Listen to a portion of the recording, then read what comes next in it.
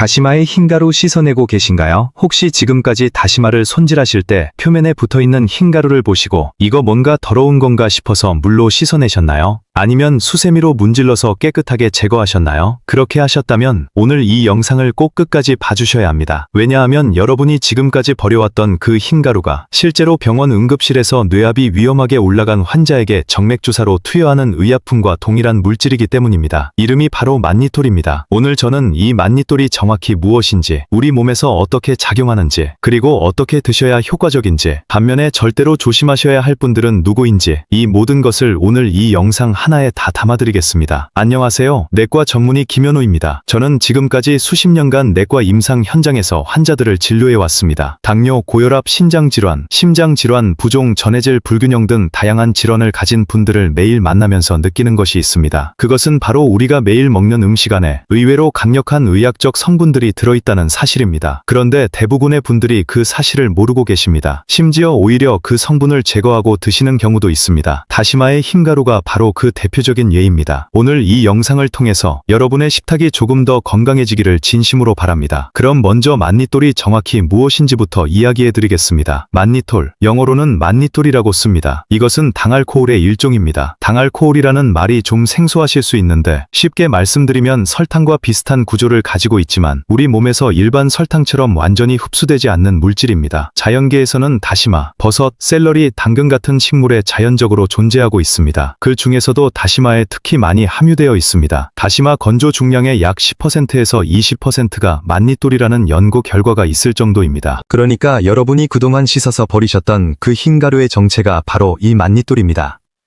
그렇다면 병원에서는 만니톨을 어떻게 사용하느냐?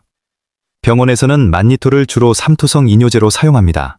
삼투성 이뇨제라는 말이 어렵게 느껴지실 수 있으니까 좀 더 풀어서 설명드리겠습니다. 우리 몸의 세포와 혈관 사이에는 항상 수분이 이동하고 있습니다.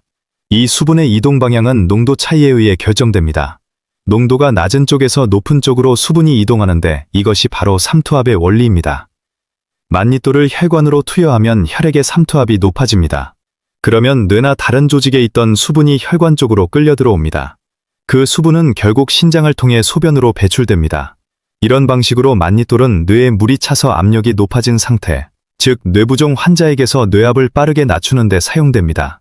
이것은 응급 상황에서 생명을 구하는 치료법이기도 합니다. 안압이 비정상적으로 높아지는 녹내장 환자에게도 같은 원리로 사용되고 신장이 독성 물질에 노출되었을 때 소변량을 늘려서 독소를 빠르게 배출시키는 목적으로도 씁니다. 물론 음식으로 섭취하는 다시마의 만니톨 농도는 정맥주사로 투여하는 의약품 만니톨의 농도와는 비교할 수 없이 낮습니다. 하지만 같은 삼투 원리가 우리 몸 안에서 작용한다는 사실은 변하지 않습니다. 그렇기 때문에 다시마를 꾸준히 섭취하면 우리 몸에서도 자연스럽게 이뇨작용과 부종 완화 효과를 기대할 수 있는 겁니다. 이제 만니톨의 원리를 이해하셨으니까 다시마를 섭취했을 때 우리 몸에서 구체적으로 어떤 효과가 나타나는지 하나씩 설명드리겠습니다. 첫 번째는 부종 완화입니다. 많은 분들이 아침에 일어나면 얼굴이 붓고 저녁이 되면 다리가 퉁퉁 붓는 경험을 하십니다. 특히 짜게 드신 날, 과음하신 날, 오래 서 계신 날, 생리 전후로 이런 증상이 더 심해지는 분들이 많으세요. 이런 부종은 조직 사이에 수분이 과도하게 쌓여서 생기는 겁니다. 다시마의 만니톨이 이뇨작용을 통해 이 과잉된 수분을 소변으로 배출시켜주기 때문에 부종 완화에 도움이 됩니다. 물론 심장이나 신장, 간 질환으로 인한 심각한 부종은 반드시 의료적 치료가 필요합니다. 하지만 일상적인 생활 부종이나 식이성 부종이라면 다시마 섭취가 실질적인 도움이 될 수 있습니다. 두 번째는 장 건강 개선과 독소 배출입니다. 앞서 만니톨이 장에서 잘 흡수되지 않는다고 말씀드렸죠? 이 특성이 장 건강에는 오히려 긍정적으로 작용합니다. 만니톨이 장 속에 머물면서 장내 삼투압을 높여줍니다. 그러면 장 속의 수분 함량이 늘어나고 이것이 장의 운동을 촉진해서 배변 활동을 원활하게 해줍니다.